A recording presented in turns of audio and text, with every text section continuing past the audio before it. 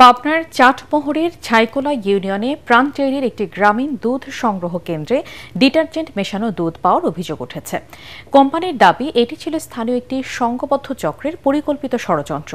রাজধানীর পাটনায় প্রাণ ডেইরির প্রধান কার্যালয়ে সংবাদ সম্মেলনে প্রাণের ব্যবস্থাপনা পরিচালক ইলিয়াস মৃধা জানান, ওই চক্র দীর্ঘদিন ধরে নিম্নমানের দুধ সরবরাহ করতে ব্যর্থ হয়ে কেন্দ্রের কয়েকজন কর্মীকে হাত করে ডিটারজেন্ট মেশানো দুধ কারখানায় ঢোকায় এবং প্রশাসনকে খবর দেয় যাতে প্রাণ ডেইরির সুনাম নষ্ট হয়।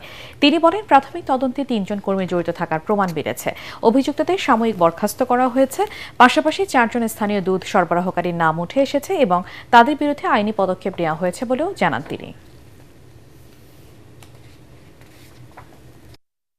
প্রাণ ডেইরির সুনাম ক্ষুণ্ণ করার জন্য দীর্ঘদিন ধরে ষড়যন্ত্র করে আসছে এবং কর্মচারীদের বিভিন্ন ভয়ভীতি এবং হুমকি ধামকি দিয়ে আসছে। এই সংঘবদ্ধ দল গত ৭ই মার্চ প্রাণ ডেইরির একজন কর্মকর্তাকে শারীরিকভাবে আক্রমণ করে এবং তাদেরকে দুধ গ্রহণ করার জন্য অ্যাকচুয়ালি হুমকি দেয়।